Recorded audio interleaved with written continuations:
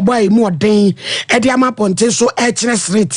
says woman to me Fagana for Emma Mayam Kwana wa Japadi a woman Omanya and Ches or Hemunchem word you say Yaho Jibriano ye told the MPPC Canibra and a champon or Saya or Cocha Swafu and no one person which say any Mrabiamu says woman to me at tongue Edima Wunum wa friends and Joffon Shemunam Soma cross like Penipa Dr. Isaac Bampo Ado and was Cincinnati Mobu Mrabe so was Anshayanwa Mokoye Yeno no person catcher Ghana buying so say Wamai Ghana Seniti Sika Enya Bindia Amamrano Ninchiamano say at 6766 a can pefe ya a dawach in your jebia denim to anybody entia SS nay obisi a chile so quacoton Senate Japadia na Senate Kurano Mono Rasoka Nadia Niamano Eyamodia.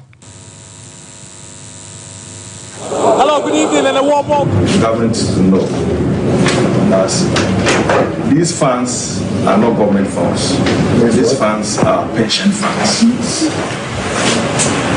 And pensions are guarded by the Act 766. We have investment guidelines under Act 766. And clearly, these guidelines have not been followed. Government should be aware that will not allow them to play chaskele with our force. Should they dare go ahead, it will be the mother of all strikes in Ghana. Thank you. Now what can I say? Any woman to confer way bad the Senate for Sikabe Botchas Keredia. Any why church and change the end can never or yet in about town with Manimu. Or we are pe and a secretary general. And should my TUC Dr. Yaban and should it be too so a walk as I say, one of the one tears yet, said the Benti. And as I said, Yakotan would be able to say in Sia, na dia kwakoma, na edi and so, and a woman jina ya, woman to me de science, and so edibigu aquemo Sunday, as I'm not saying ye. We the top leaders for organizing my brother and the Bongo Public met with the workers, representatives, and the board of trustees of SMED. The purpose was to receive some briefing on the proposed sale of 60% of SMED's interest in some hotels. The workers' representatives informed us that they have collectively raised objections to the process. Dr. Yabana Yatin in Kano. Mampangini and another Dankwa Kufado and a walker say was say one of my bed for so digitalization. Dr. Laji Mamadou Baumia, a trying to my dear Sinikuku, so say watching woman in another dragon. Na baby, we are seeing each and nay, will be a de children in Miami, man and Putuno, one of Sway Piano, was this of Via Fuejuma, Sapa Pepe and Yebabayano, Nanuba Wapa, and naming another to me, at to Muse Totsing. What they are sending to Jawa Brano Mujumedi. Wapa Ehuntuma International Federation of Soviets for the one friend is said working week, you know. Asemtra Okasa Hone said our world, resilient environment and sustainable resources management for all. And mumu and anadu jine mua na wakasa asemi brana wapa ehonso entuma ewo enkran pumpuni emantemu wasi Sofia fo adwuma ya dia edi akotene papa wo man chichiri bia demu enunti eyese de tumi hye wonu kutupa ne yeboa wa na ensase semu da retwen ye kwawiase nipa bi kura fa mo hwere wonu nkwa no watimi eye efri ho wasi International Federation of Soviets woman so nyina emwa envom titiepa ene wom so ehunu ema Ghana so enkonanim no no na adoda nkwa akufo adode waye na dwen se kwambia so wabeboa ama Sofia fo adwumaye atumi ayemre de amomonam abefo kwan eye digitalization so na se basa de a ebeboa kra moman ni sikasem so atumi akonanim. We have felt the impact of its initiatives, particularly in improving our land administration systems. These efforts are crucial as they influence directly our goals for economic growth, for increasing agricultural productivity, and for environmental conservation. It is our responsibility to ensure that as we develop, we do so in a manner that is sustainable. This sustainability can only be achieved through resilient environmental practices that are built into every aspect of our planning and development processes. Mampanyini na nadodan kwa Kufu Ado. Mampani dada Ewa John Dramani Mama Sugu Swada kasa bon toase be na Ghana fo be gina tumu. Ni asa to aba edi amano. Na nene nam so ma oni asofo pon bi twetwe nkoma. Wo kan nsem bi ede kire wom. Eye Christian Ecumenical Council. Na wo se wo mwe na no twemu abato ya ekoso wo dwesui. Eniema bebre sisi ya wo nuni na dwene mu no. Anko ye amfa mano aisese asofo pon ba bon treso na wo kasa edifa eniema efa ya bato ho ititu ni yakabi maminkabi ya ye no ma no mu no ose ho akwa yin papa nsese wo kan wo ma no tum ose MPP aben wa yi awura no bi do ma gina bia dwumadi a wo mu die ne ntumi wo mu nyina emfinfin na wo mu nye adwuma no ekoba saade a na akwa esesi kon ade no na achia enu nti wo mu nyina amra bonte so no mu niam bi etisa wo mu nkasentia na Ghanafo entumi enye gidie na ye nkonkoto aba afanfan ye enso ebeda ho na mentimi ho ase bia dan so entumi enkoba yentie sede okana sem for the election, and we believe that as moral voices of society, you must not take your eyes off the ball. The EC is the arbiter, the EC is the umpire, and the EC must not only be neutral, it must be seen to be neutral and non-partisan. Unfortunately, recent events do not give us confidence about this. There is a president who is appointing politically, exposed people into positions of trust where they are supposed to be neutral and non-partisan. And so people who have been communicators for the party, people who have been IT backstops for the party, today are commissioners of the Electoral Commission. How do you expect them to be neutral and fair? Ye na papa sofu penny Nicholas Duncan Williams wono so ekase bie de to so se wo mani da ho enya de a ya sore no ebetrans ayen ha se obi mema Ghana enane se etukotrafo. The masses, there is too much pain and suffering in this country. All our doctors and our nurses are leaving this country, and we just pray that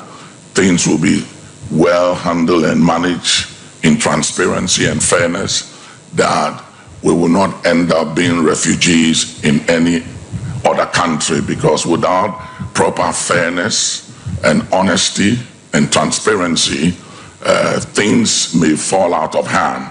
And may I say this, that nobody should think that the Ghanaian is a very gentle, don't like trouble human being. It's not true. Yetwa kasiabano eso na edom kitu amra chebe dwafie ebon trani bi Dr. Keso atofosin ene ekasei se MPP mra chebe dwafo nyina ya ma obi a 30 slot se wonfa enwurawura abambo adwumani mo etwi nipa ediwuram na wose we nya de a ebetimi aboa tituru pa ne se ebra ye boaboa ye ho ne ba beto aba no enkofa fanfan ye nso emfa emma owura Kesra atofosin on edom kitu a wodi wonu anim ene de asem na ba beto dwa etiam frani di si form na chebe dwafo se omomo omani so enawo odi asem itu dwa na o se ehunya se yeka se ba beto aba na ye nyina ye boka bi ma menka bi ho aba na afa ne beka se ye mfa nipa mfo mko wurawura bamba dwumakom osusu se wo mu nyina ye party tiritafo no nya de betumi aboa. Wish to remind His Excellency the President, President Akufo-Addo, and the Vice President Alhaji Bawumia, that they will not have their way this time round, regardless of whatever maneuverings that they will roll out in the 2024 elections. We will resist these shenanigans with all our might and all our strength. Our members, our supporters and sympathizers will not just defend themselves against unlawful attacks by the NPP thugs in uniform. We shall hold these NPP hoodlums personally responsible for their unlawful violation of the laws of Ghana and the legitimate rights of our people. na ye rakesra to force ya wono ne da edom ketwa na no mra hye bedwafie mu no ne nkomo bi ene ekotie ye asante mantem so afo ira samano semen sad ne nia chemu obwankra ni nyina da eye dwumaso ya ekosto eye logistic terminal okokko hye baby asabre wonum adro na wo hya Ghana Shippers Authority ene Ghana Port and Harbour Authority for ene kwantempon aso ye na akabo mu awodi se adwuma no na wo se de di kan ne form adwuma ene kwan obefa so obeyi ye kan drainage system any container freight terminals any container handling facilities ahodo a wonum eye eno de nani ekokohwe mu ana chese ene adwumadie no ekwankan papa akwanimu na si oda Ghana Shippers Authority ora kwasi ba for sapon ekasa ise dwumadie no womako womanim emfa ho ani sikamu a wo kire bia ebebe baaye nyina da no aba no twantomesere kokoso se no kranie obeye adwuma no ama Ghana fo so atimi anyemu emfa so twitwi dia egusu ada yekoso a we no kire se ebeboa amesikasem no atumi anyini papa far as economic growth and regional trade facilitation, not only for Ghana but also for our neighbors in the Saharan countries. The importance of this project cannot be underscored. It is designed to stimulate economic activity within the middle belt and northern regions of the country, to transform Ghana into a major manufacturing hub, an export processing zone, and also spur the country to become a multimodal transportation hub. And the project will be pivotal for handling imports and exports, particularly in the middle belt and northern regions of the country, and also our transit neighbors, including Burkina Faso, Mali, and Niger.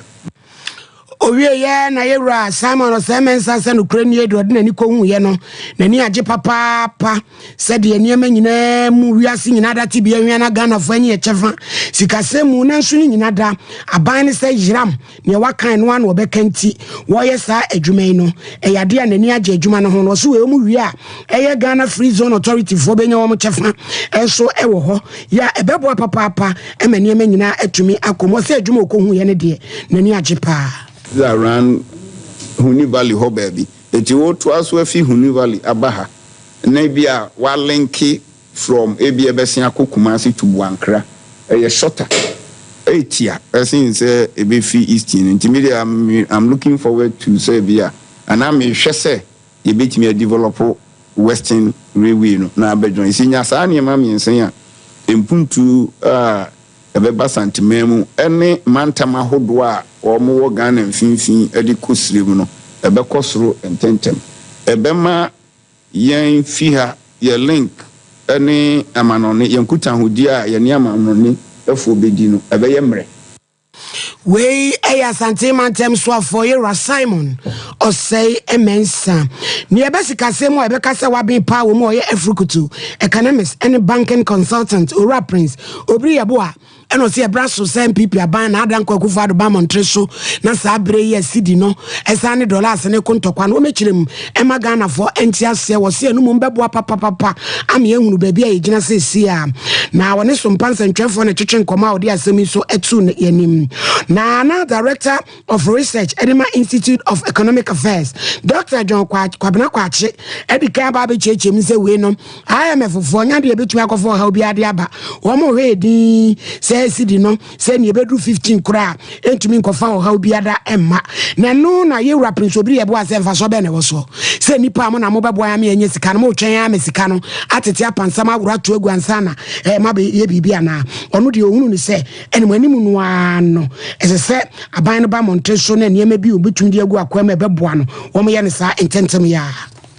die omani sikasem ato tiakodro no ho nsem kan na ayeden ka meka se aban ne mpanimfo nimdie bia omo wa omode bes amasidi na ahoden apagya no omaye nanso na ahoden ne kwa na ekofom empempenso ayeduro no the immediate solution aban ne betimi aye amasidi ne ekwa afaso depreciate ne se aban ne ma bonten no ne Ghana fo nyina mekasa abrofo kasa me ye friend mura persuasion or mura suasion na one yen kasa amaye nyagidi ewo ye local currency ne yesidi no mu said e be ya o ma wo mu kakra wo mu nsem a wo mu to dollars edi gudem ma o ma hode dollar edi agudem eni obi bia wa fa kombi so apake dollar edi agu edem no omubeyi edi aba abonten. Ora Prince Obri Yeboa, Chief Executive Officer Adima Guidance Foundation, Madam Gift Yemisa, and Walker says, Tintim fa, so be a repu, be any idea, Semna Koda Court, no. Say, near Quadubofon, so who pine. Wa, Semno found, one Becoson Waka, Sabi, or Kremuna, was a court, no, and maybe court to woman's wobium, not some no any say trocan, or Nesum Pants and Trephone, a Chuchen Coma, or dear Semiabe 2 many more, say a quaquayabra with them, or say, we no, Yentimin fa, so born in Matem, what da atemwa fo no kra ne mo hwe asam ne be frani pa no ma se akwa dubofo no akwa busuafo no wode kokoto manim asam we aniwu mamu ni akire enya de ebeboa no wo mo aboa ma wo ma ya form de hye no nipa kwa odi se amumu yesem no wo ma twabo bi amam no watua na asam no ya no fresh case nya de wo besi koto bi ya ma mi se ya de ha dwen papa ona no foundation isu e wa figa ase ene wo kasa se mo fra bebre afasa wo ha wo mu asabre ya ji wo no di binum etu nyuma mu eto mo sanjuma ka o masade aba enipa enchen biemu a wosusu se ade a ensese yesososo Ghana ban ayemra se abofra onya enfie dunsia oberema bia onene beda no ana onene benya empemu nkita hodie no ato emra wo se yadi nipa no tum efi enfie enso ekosi enfie eduonu no, which is 7 to 25 years imprisonment. Now, defilement cases eba most of times eya mofra ye defile omo omo ye omo a omo awfo enibi. If you say me gidi say obi a ne nsem ye bia onim de bia etumi bo ne ba ho ban say obi mfa sade enkoye ne ba. Na say abofra bia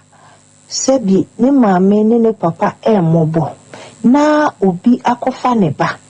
na waba police station yache bema no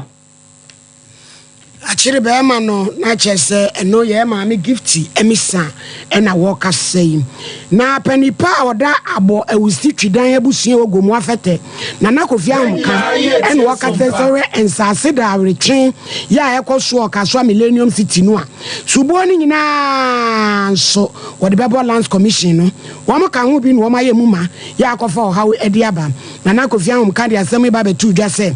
eye nana abo ewusi ya wanya ne baabi kwa na oye go mu afete hene no wote ekese empemiensa ede ma developer bi se wonfa enya adwuma wo mo ka bi nhwemu o na developer no akote ekese empem apem edu nwotwe ede aka ho makoy ekese aduonu baako ene wo se na adan na no ho bi ena na awotwe miensa ntemu a wosra ni bi ekwa na saase so nipa bi abawura mu a oko prostitution akoy complain wura ben lord wo se wan twa tubra ko bo ni tirim ku no efrat atefa asisu yaya wo se nkrata wo ma twere e de akola commission ya kase edigu ankuremu a ebeye ma na sumu aye bia da ma wo mo sere empanifo nya bibi mfa ho na nko mo ye bibi fa ho a ko wura yinya de anko be wuda enti na asma na asase 3000 acres ono na minim kwa no 3000 no say go to 21,000 acres. But by him in Ghana, I can yen pa. Ozikai Masra Abai na no kwarawa asemini mi de emi ebusapo ina make say oframka asasa minyim de emi mede man de go ya 2 plot asma so nkrate amoti asasa mo na another man or 3,000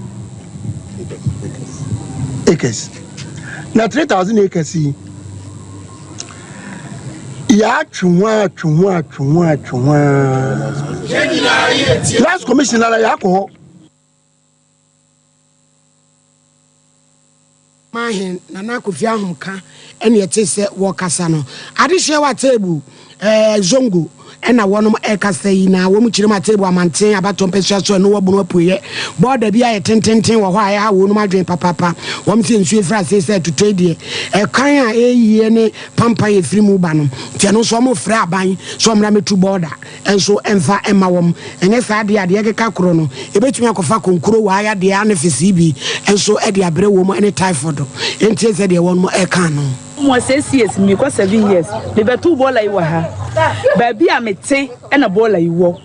oha ne amane ye komo bola yi hu enya sam keto aban edu abato a medimirika pa na kwoto aba sam se me pese me kuro mpuntu obam na bola yi ma to aba me hu sisaye bia eye me a me gina ha die ma ja abato sana atebubu area yeso yatim yeso ya ja aba betu bola no maye wan betu bola na maye week we ko ya kasa patwa bola yi hu abre sanja naija